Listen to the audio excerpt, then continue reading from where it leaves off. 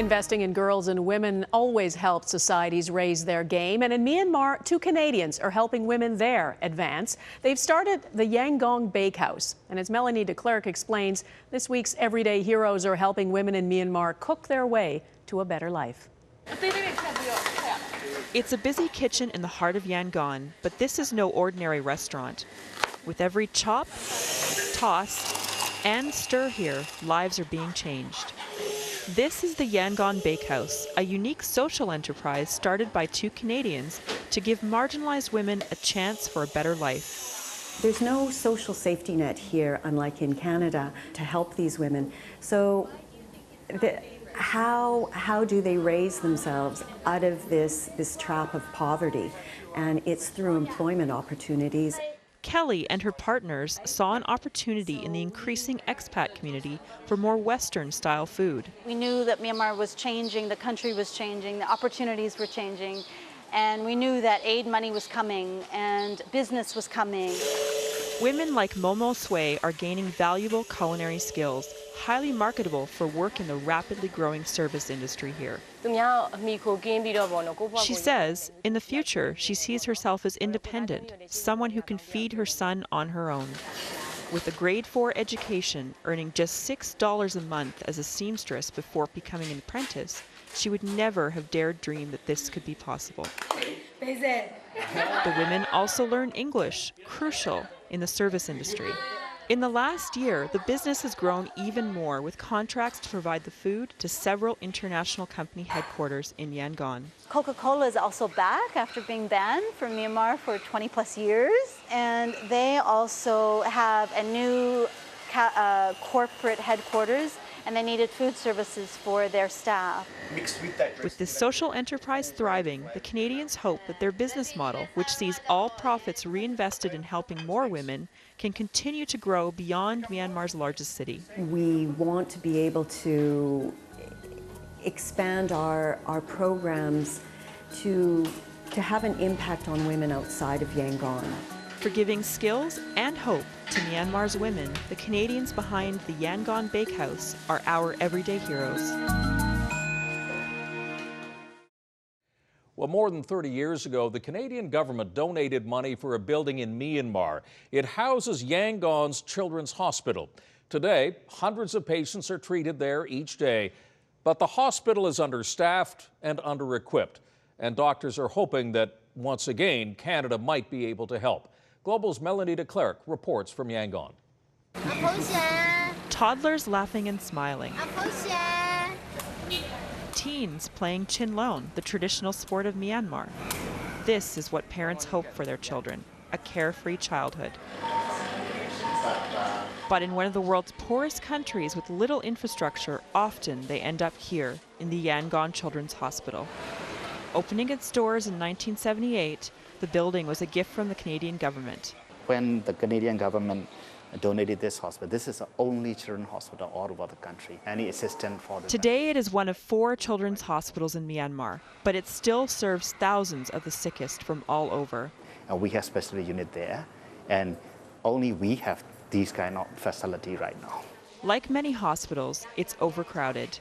Designed for 550 patients, it sees closer to 800 each day. They can treat the most common life-threatening illnesses that come through their doors, like dengue fever and snake bites. But they are not equipped or properly staffed to deal with other serious conditions. We still haven't got any facility to do the cardiac catheterization. We don't have pharmacists. Every doctor is supposed to be acting the role of pharmacist too. And just as they did nearly 40 years ago, it's hoped Canadians can help once again. I would say the conditions in Myanmar are fairly daunting. Earlier this year, Canadian doctors from Sick Kids in Toronto, including Dr. Stanley Zlotkin, toured the hospital in Yangon. It's a country with a population of about 53 million, with very rudimentary or limited facilities to identify, treat, and follow children. His team was there on a fact-finding mission to see how Canada could help.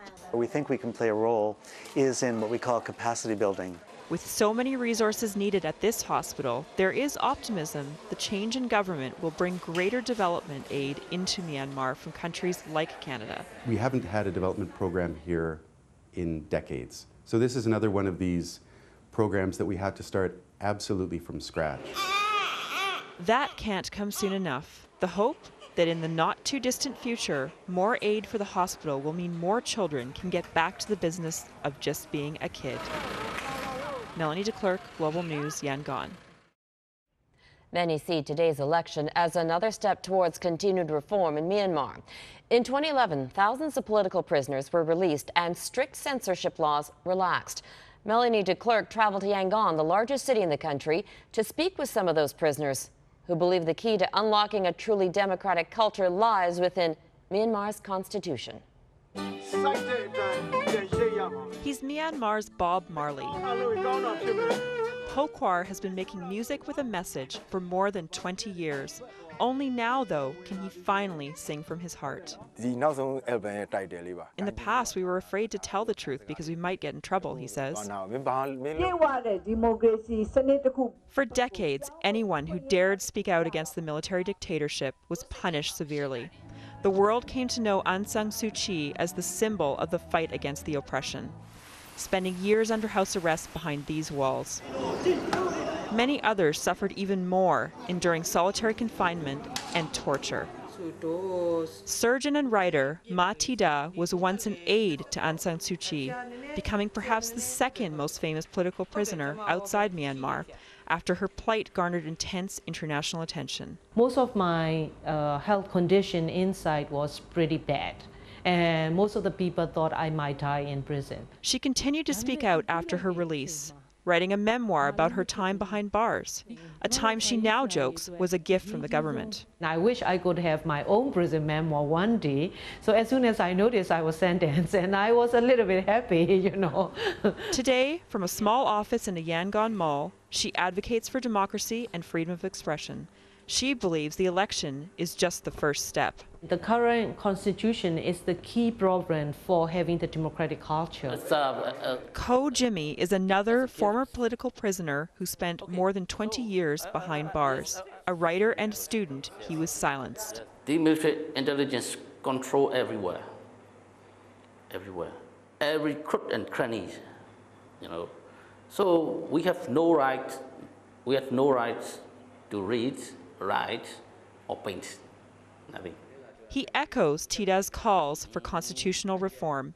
The most important thing is that we must amend the constitution, which is undemocratic. Here's the catch. Article 436 states that any constitutional amendment requires approval from 75% of Parliament. But since Parliament is almost entirely made of the ruling military, real democratic change seems like a dream. Still, reforms have now allowed the people of Myanmar to raise their voices without fear. And it's hoped the vote will open the door to even more freedom. Melanie de Klerk, Global News, Yangon. For a deeper look into the stories of those who fought for democratic change in Myanmar, go to our website, globalnews.ca/globalnational.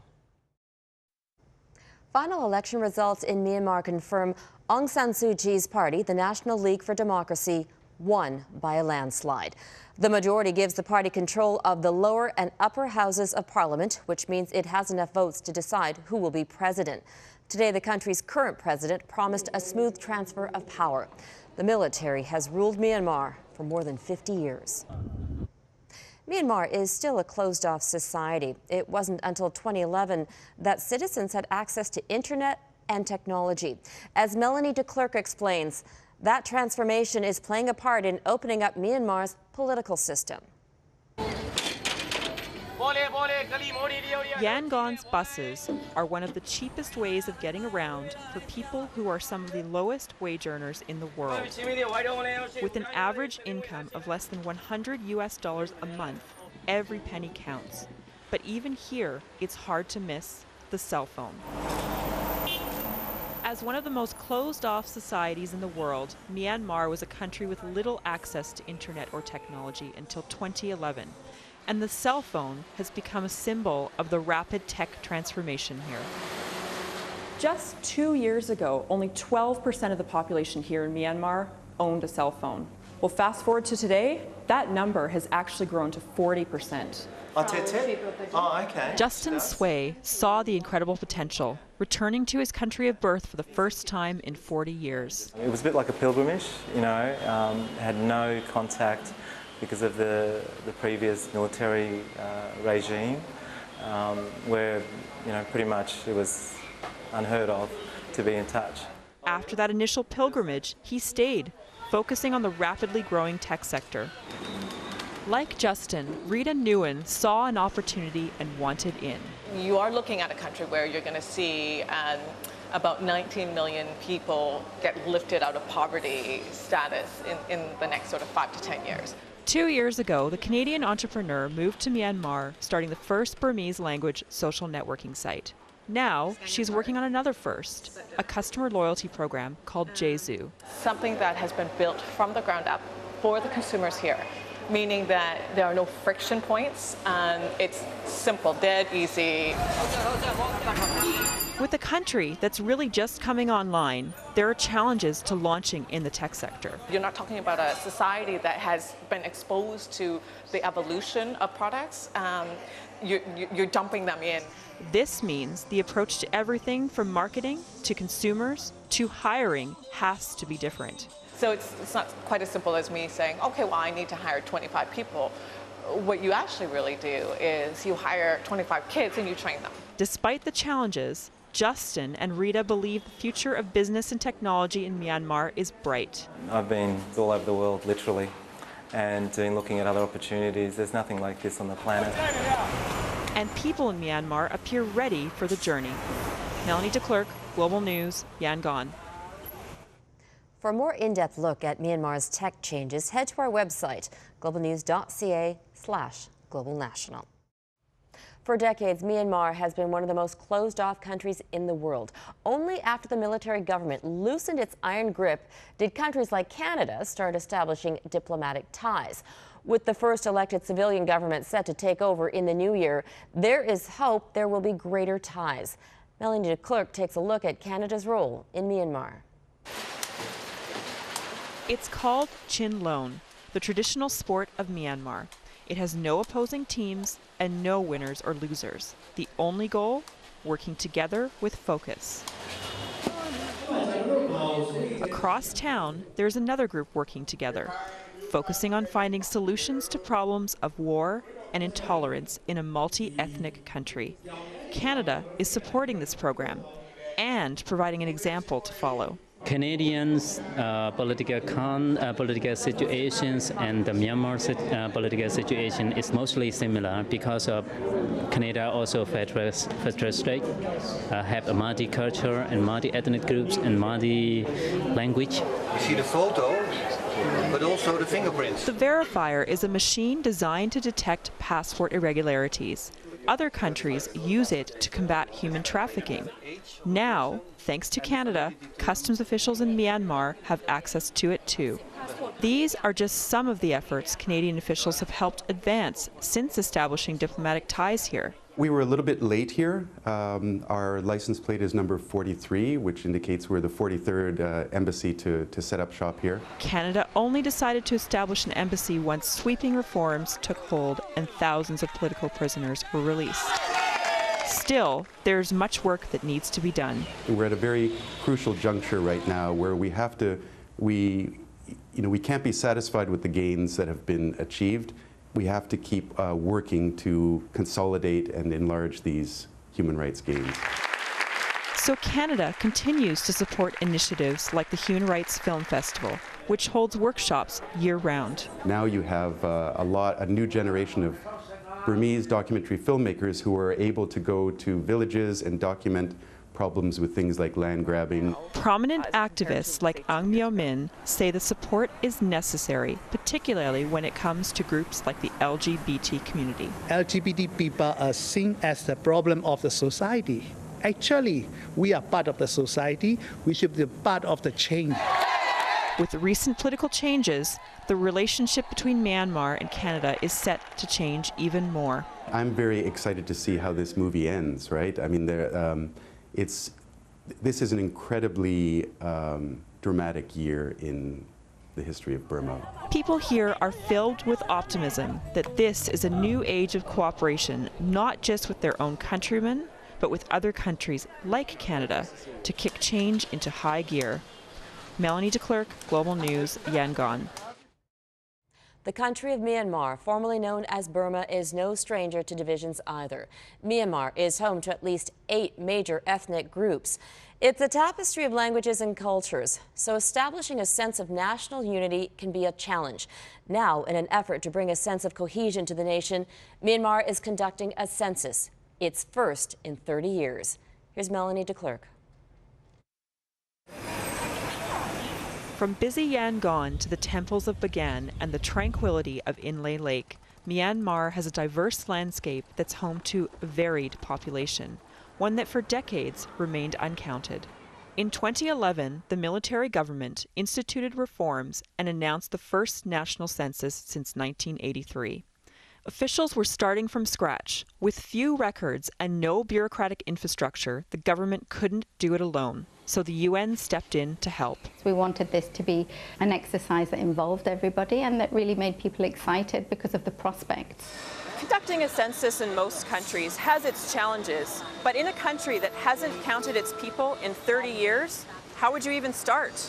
They started with the basics, hiring more than 100,000 Burmese citizens with knowledge of the many local languages and local governments. Primary school teachers were chosen to undertake the enumeration. Once the planning and hiring was done, it was time for the physical count, which took place in 2014. There was also the challenge of mobilizing the resources because being the first time, there was a large reliance on setting up. Another challenge, participation, because trust here is a major issue. So it was very much a public campaign about shifting that perception from something to fear to something that was for you and that you own. Much of the data from the count came out in May, but not all of it. Important information on religion has yet to be published. When it finally is released, there will still be no data on the Rohingya, a group that has been denied citizenship and persecuted in Myanmar. This group has essentially been disenfranchised and made stateless because of the 1982 Citizenship Act. They're not considered to be one of the ethnic groups of Burma. The UN does admit that certain groups were left out. The large bulk was the Muslim population who wanted to identify themselves as Rohingya in the Rakhine state. So it was regrettable that they were missed out. Despite the criticism, the census is seen as an important step in the right direction. This data will feed into policy making, it will feed into planning, and that in turn will direct where services and amenities need to be improved. With a new government set to take power, there is optimism the hard data will continue to drive reforms. Melanie de Klerk, Global News, Yangon. In a country notorious for human rights abuses, it's hard to believe a film festival dedicated to highlighting those abuses is allowed to happen. But in Myanmar, new freedoms have meant that speaking out on these issues is now possible. But as Melanie de Klerk found out, festival organizers know they still have a long way to go. A few years ago, celebratory gatherings like this one for Myanmar's national soccer team would have been stamped out with brutal force. Even now, this scene is rare.